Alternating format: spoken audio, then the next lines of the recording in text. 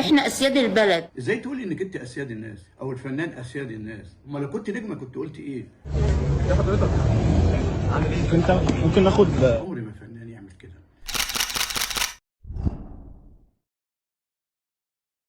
اهلا بكم في حلقه جديده من مواقف مع عاطف. النهارده تحديدا هتكلم عن موضوع مهم حقيقي، موضوع كان هو الشغل الشاغل للسوشيال ميديا والصحف ووسائل الاعلام. هتكلم عن مواقف بعض الفنانين اللي عملوا مواقف كان ليها ردود فعل، خاصه الفنان اللي هو تعالى وتجاهل شاب كان عايز يسلم عليه، والشاب ده معجب بيه. لو هو مش معجب بيه ما كانش عايز يسلم عليه، ولا كان حاول يمد ايده ليه، الا ان الفنان للاسف الشديد تجاهله ومشي وما سالش فيه.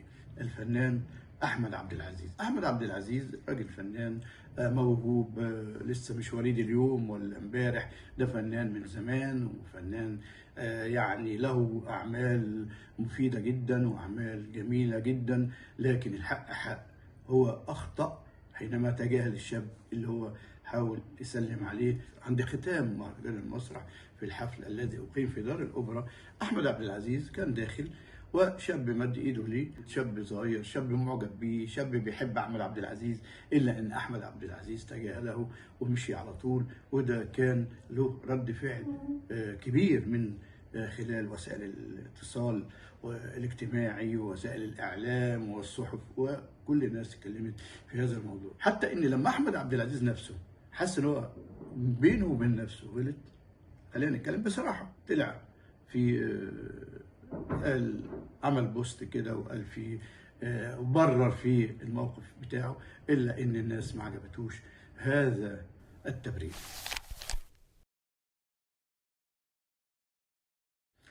الحقيقه احمد كمان طلع في التلفزيون واتكلم وقال كلام انا شخصيا ما عجبنيش، لانه بيقول كل واحد انتقده وكل واحد اتكلم عنه في وسائل الاتصال ان هو مش هيسيبه وهيرفع عليه قضيه.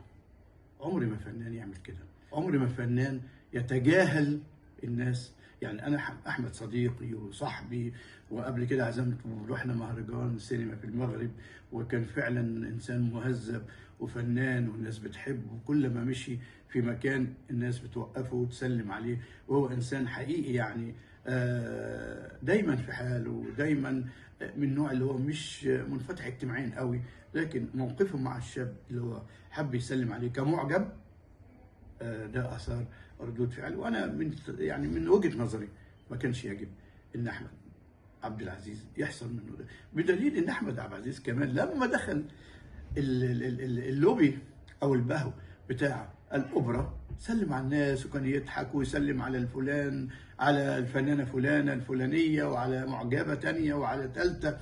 يعني يا احمد ما كانش يجب تبرر خطا بخطا، تقول اصل انا كنت مستعجل، اصل انا مستني الاسانسير. اسانسير انت واقف في البهو بتاع الاوبرا وبتسلم على الناس، وده باينه وكل الناس نشرت هذا الكلام.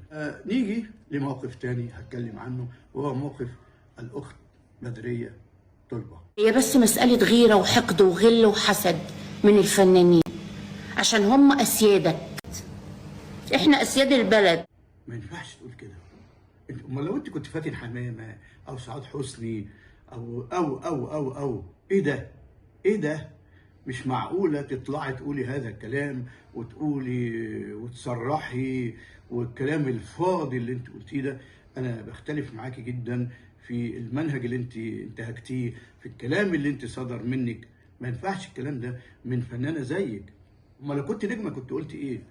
ازاي تقولي انك انت اسياد الناس او الفنان اسياد الناس؟ كلنا فنانين، وكل واحد فنان في شغله، وكل واحد فنان في طريقته، وكل واحد فنان في اداء عمل اللي بيشتغل بيه. لكن انت ممثله تقولي احنا اسياد الناس؟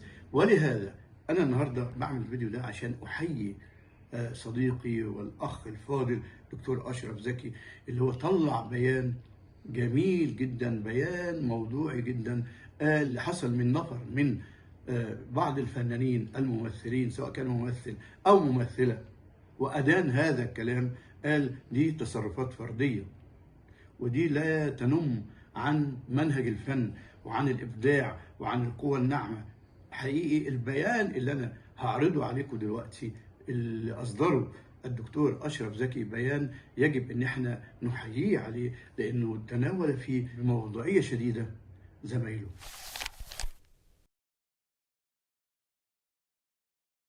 مش كل فنان يطلع يقول كلمه غلط تحسب على القوى الناعمه كلها، لا، الراجل كان موضوعي جدا، وانا عشان كده بحيي مره ثانيه وثالثه الدكتور اشرف زكي في طرحه وبيانه اللي اتكلم فيه تحديدا، وان كان ما ذكرش الاسماء، الاخ الفنان الصديق احمد عبد العزيز والاخت الممثله بدريه طلبه.